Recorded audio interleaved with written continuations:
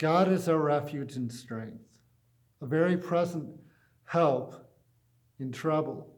Therefore, we will not fear, even though the earth be removed, and though the mountains be carried into the midst of the sea, though its waters roar and be troubled, though the mountains shake with its swelling. Selah, there is a river whose streams shall make glad the city of God, the holy place, the tabernacle of the Most High. God is in her midst. She shall not be moved. God shall help her, just as at the break of dawn. Dear Colon Baptist Church family, after much prayer and consideration, we, the deacons, have decided to suspend the Sunday worship services for the next 2 weeks, the Sunday of the 22nd and the 29th.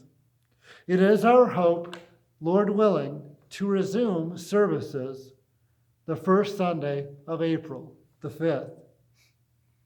This decision was made out of consideration for the physical health of the members of our body and seeking to abide by the directives from the CDC and state health officials.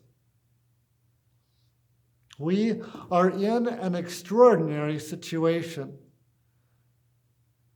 a situation that has not happened in our nation or our local churches for 102 years since the outbreak of the Spanish flu in 1918. We have been advised to practice social distancing. Our motivation is not out of fear, but out of love and consideration for each other and our neighbor.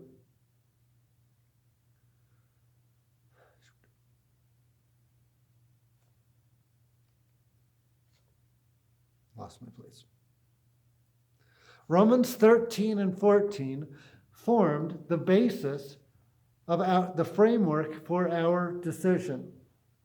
Romans 13, Paul talks about being subject to the governing authorities. He writes, "For there is no authority except from God, and the authorities that exist are appointed by God." Paul goes on in Romans 13 to talk about how love is the fulfillment of the law.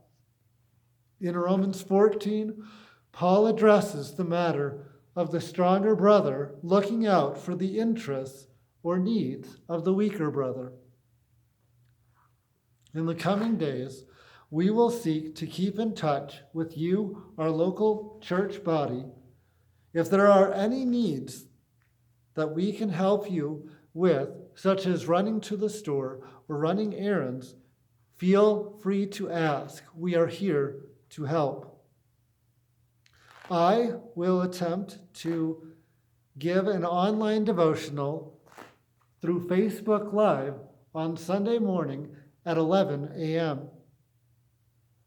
and can make the recording of that devotional available to any who desire.